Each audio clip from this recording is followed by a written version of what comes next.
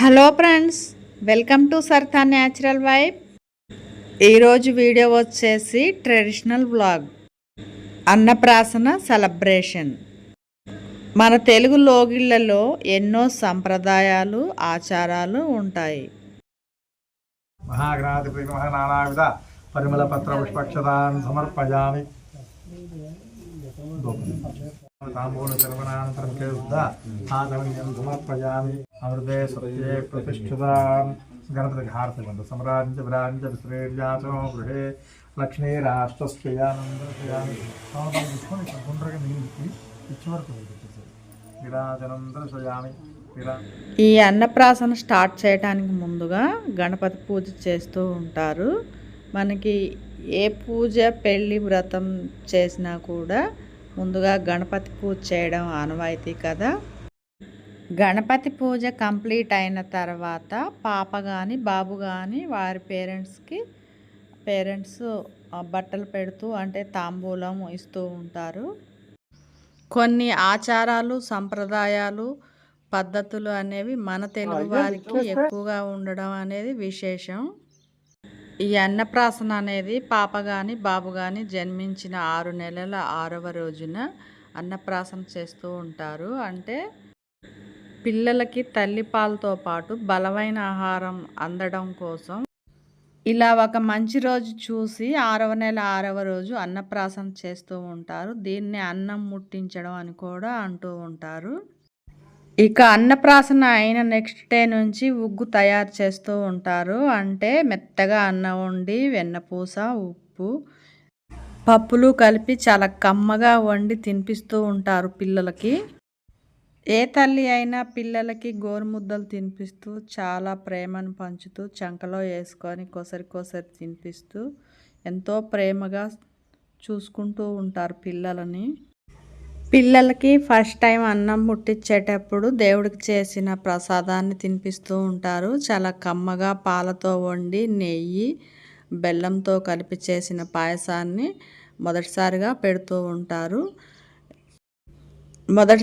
మొదటి ముద్ద అనేది మేనమామ తినిపిస్తూ ఉండడం ఆచారం. అలా తినిపించిన మేనమామకి బట్టలు పెడుతూ ఉంటారు. అన్నప్రాసన చేసే రోజు ఒక ముఖ్యమైన ఘట్టం ఉంటుంది. చాప మీద పాయసం గిన్నె, డబ్బులు, నగలు, పుస్తకము, పెన్ను, పిల్లల ఆట వస్తువులు ఇవన్నీ వేసి ఒక తంతు నిర్వహిస్తూ ఉంటారు. చూద్దాం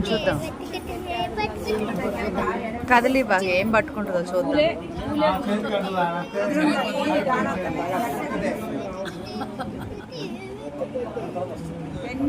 పెన్ను పట్టుకోవాల డాడీ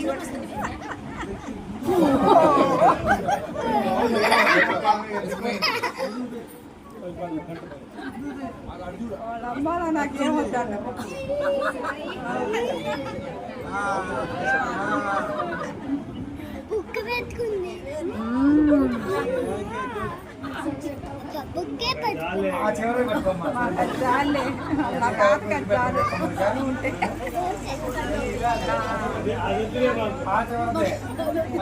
అన్నప్రాసన రోజు పిల్లలు ఏం పట్టుకుంటే దాని మీద వాళ్ళ లైఫ్ అనేది ఆధారపడి ఉంటుందని మన పెద్దవాళ్ళు చెప్తూ ఉంటారు.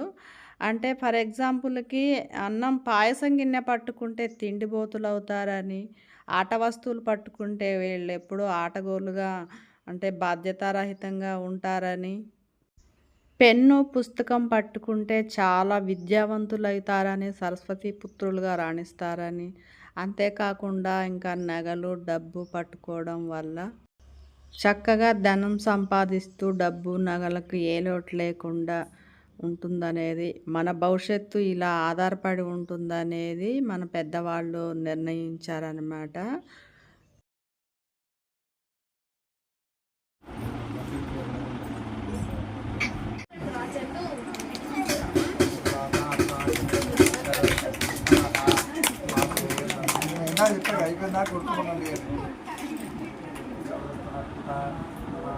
అంటే వీడియో క్లారిటీగా వచ్చేది.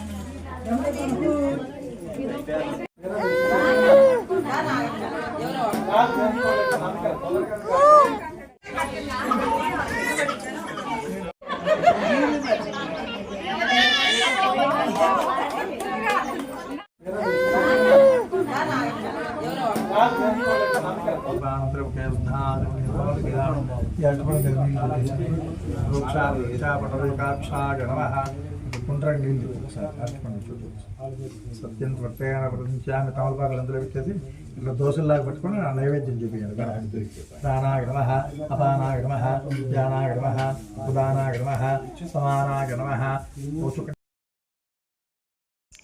చూశారు కదా ఫ్రెండ్స్, వేడుకలు సాంప్రదాయాలు.